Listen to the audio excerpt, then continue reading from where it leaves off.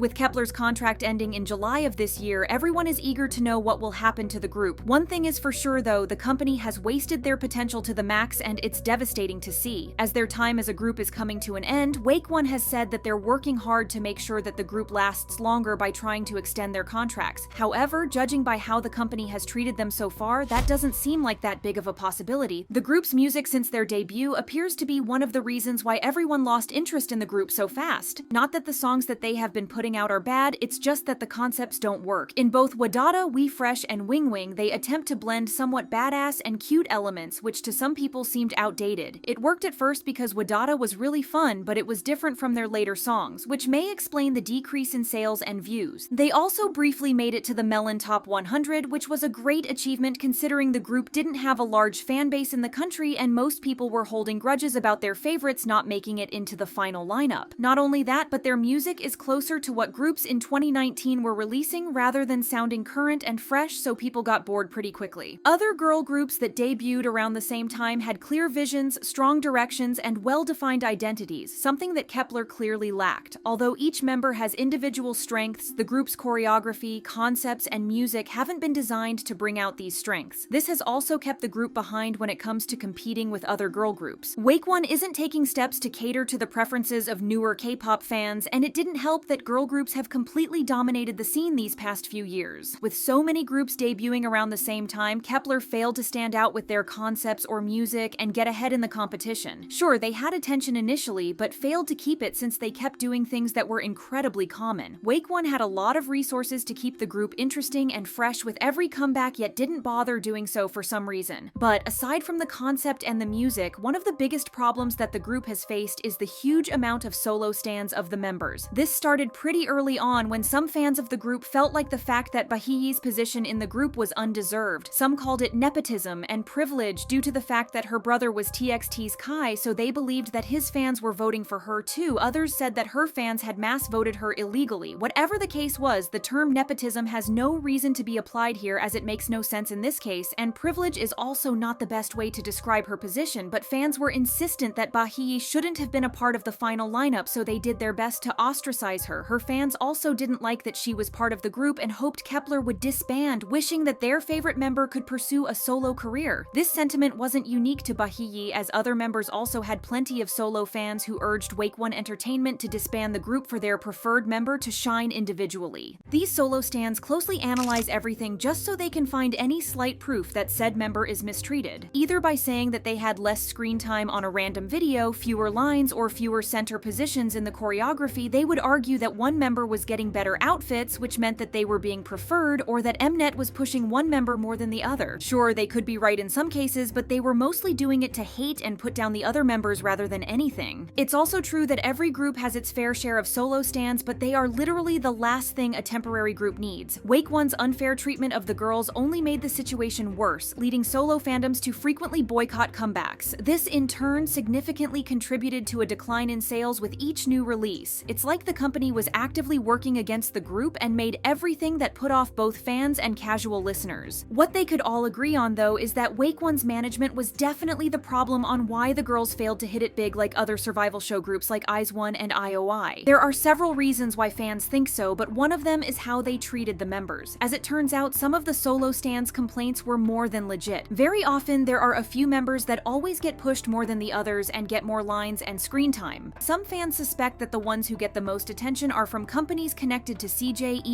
who founded KOOKIELIT Entertainment. People think CJ is avoiding a situation like what happened with IZ*ONE, in which popular members joined other companies after the group disbanded. So CJ is trying to keep the members happy to make sure they stick around with the company. It would explain why they won't fully take advantage of Bahiyi and Xiaoting's popularity to attract new fans beyond using their names and faces for views. For example, the two were always put on thumbnails, but they didn't have any lines in songs, which has greatly dissatisfied the fans. It also raised quite a few eyebrows when they chose to use Bahiyi's full name as her stage name, even though in the past she had expressed that she didn't like it. But while some members get more attention, the rest get shoved into the background and seem like filler members or backup dancers, despite the fact that they had gotten their positions in the group because of their talents. Because of this, potential fans were drawn away from standing the group because if they knew that their favorite member wasn't being recognized, what would be the point of getting invested in them? There were also a great deal of them that were mistreated in their own way. days. The company didn't seem to favor any member over others. It appeared that they didn't care about anyone in general. They weren't even succeeding in attracting fans, boosting album sales, or generating public interest, so you couldn't argue that they were doing it to make more money. So what is Wake1's strategy? If we're being honest, nobody knows. Since we're still on the topic of the members, one of the aspects that led to people not being that interested in them as individuals is Wake1's inability to promote them properly. IZ*ONE had its own variety shows, which gave everyone a chance to know the members' personalities and relate to them, which is a big factor in why people might get interested in the group as a whole. Kep1er members had no such thing. They did have some content on YouTube, but the videos aren't edited in an interesting way, so the funny moments aren't as fun to watch. As a result, there's not much strong support from dedicated fans. Some could argue that there's no purpose in spending so much money since people don't really want to get attached to temporary groups. People might give their music a listen if it's good, but that's pretty much it. In comparison, IZ*ONE built such a strong fan base that people wish to this day for the group to come back. Wake1 is failing to build that strong fan base for Kep1er that will follow the members even after the group disbands. Networking and connections serve their purpose here, and Kep1er had plenty of attention as a survival show group, but the company didn't take advantage of it. There have been lots of rookie groups that have appeared on variety shows even when they didn't have any public appeal initially, but they gradually built their image. It's not like Wake1 ever lacked the resources to promote them through these shows, so it's confusing why they won't do it. The consequences of this were shown during Xiaoting and Chaehyun's appearance on Knowing Bros with Zero Base One's Jiwoong and Goonwook when everyone appeared excited about Zero Base One but seemed unaware that Kep1er had also been formed through a survival show. It's just sad because the girls are all lovely and nobody has the chance to know that because the company doesn't want to spend any money promoting them. Whatever the other reasons are, everyone agrees that the biggest mistake Wake1 made is sending the girls to compete in the second season of Queendom. Let us paint you a picture. The girls had just competed in Girls Planet 999 and finally got the chance to debut, and a month later, instead of having a comeback, they are forced to compete in another survival show. Plus, they were a temporary group, so since their time as a group was limited, they should have been promoting as much as possible. At this point, they had 3 original songs to their name, as well as 3 songs from Girls Planet 999, and the members, except for Yoojin, had absolutely no experience. They were going up against experienced groups like Viva's, Brave Girls, and Hyolyn. With that competition, they didn't stand much of a chance. They also got called Mnet's princesses from the start, and their performances weren't strong enough to change that label. Let's not even get to the fact how much the members suffered mentally and physically. Whenever the girls ended up in the last or second to last spot, you could notice their confidence dropping. It got really tough for them, and they started doubting themselves even when they did a good job. They were also working way too much, and Chaehyun had to go to the hospital a lot even during the finale of the show. She couldn't make it to rehearsals, so they had to film the stage without her. All in all, we hope that once the girls are on their own, they will choose the best options for themselves. We will miss the times when they performed all together as a group, but maybe it's better for the members to go their separate ways.